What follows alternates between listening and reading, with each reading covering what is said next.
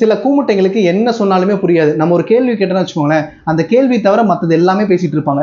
இன்னைக்கு நேபாளில் ஏற்பட்டிருக்கிற இந்த பெரு வெள்ளம் அப்படிங்கிறது அங்கே மழை பெய்யல, மிகப்பெரிய ஒரு கிளவுட் பஸ்லாம் நடக்கல, அங்கே நிலநடுக்கம் வந்து ஏற்படலை, கிளேஷியல் கொலாப்ஸ்னால ஏற்பட்ட மிகப்பெரிய ஒரு வெள்ளப்பெருக்கு.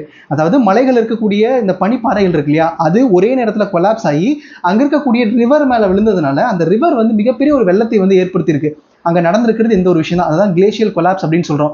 இந்த பனிப்பாறைகள் வந்து ஏன் வந்து அதிகமாக உருகுது அப்படின்னா, புவி வெப்பமயமாதல், காலநிலை மாற்றம் அப்படின்னு பேசிட்டு இருக்கோம். இன்னைக்கு நம்ம சென்னையில் வந்து மிகப்பெரிய அளவில் வந்து வெப்பம் அதிகமாயிடுச்சுன்னு நம்ம சொல்கிறோம் இல்லையா, அதுக்கு காரணம் காலநிலை மாற்றம். இதை பற்றி தொடர்ந்து பேசிக்கிட்டே இருக்கிறோம். நான் ஏன் இந்த வீடியோக்கு மேலே வந்து சீமான் அவர்களுடைய ஃபோட்டோ போடுறேன்னா, நீங்கள் ஓட்டு போடு போடாத போங்க, அதை பற்றி எனக்கு எந்த கவலையும் கிடையாது. நான் சொல்கிறதால நீங்கள் ஓட்டு போடுறது இல்லை.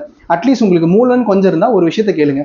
யாராவது ஒருத்தவங்க காலநிலை மாற்றத்தை பற்றி, புவி வெப்பமயமாதலை பற்றி நாங்கள் பேசுகிறோம் அப்படின்னா அதை கொஞ்சமாவது காது கொடுத்து கேளுங்க. அவங்களுக்கு ஓட்டு போட்டு நீங்கள் அவங்கள ஜெயிக்க வைக்கணும் அப்படிங்கிற அவசியம் கிடையாது. உங்களுடைய பூமியை, நம்மளுடைய பூமியை நம்ம பாதுகாக்கணும் அப்படின்னா நம்ம சில விஷயங்களை வந்து சில மெஷர்ஸ் வந்து எடுத்தாகணும். நீங்கள் நிறைய பேர் வந்து காலநிலை மாற்றத்தை பற்றி நீங்கள் அதிகமாக பேசுனீங்கன்னா தான் அதை பற்றின அவேர்னஸ் அதிகமாக போகும். கவர்மெண்ட் அதுக்கு என்னென்ன ஸ்டெப்ஸ் எடுக்கணும் அதை அதிகமாக எடுப்பாங்க. இன்னைக்கு நேபாளில் நடந்துக்கிற ஒரு விஷயம் அப்படின்னு நீங்கள் வந்து நகர்ந்து போயிட்டீங்க அப்படின்னா நாளைக்கு நம்ம ஊரில் நடக்கும். இன்னைக்கு நம்ம சம்மர் வந்துச்சு இல்லையா, எவ்வளோ வெயில் அடிச்சிச்சு, எவ்வளோ கஷ்டத்துக்குள்ளானோம், அது அடுத்த வருஷம் மீண்டும் இன்னும் அதிகமாக வரும். அது எல்லாத்தையும் நம்ம இக்னோர் பண்ணிட்டு போறோம்னா நம்மளை விட மிகப்பெரிய ஒரு முட்டாள் யாருமே இந்த பூமியில் இருக்க மாட்டாங்க.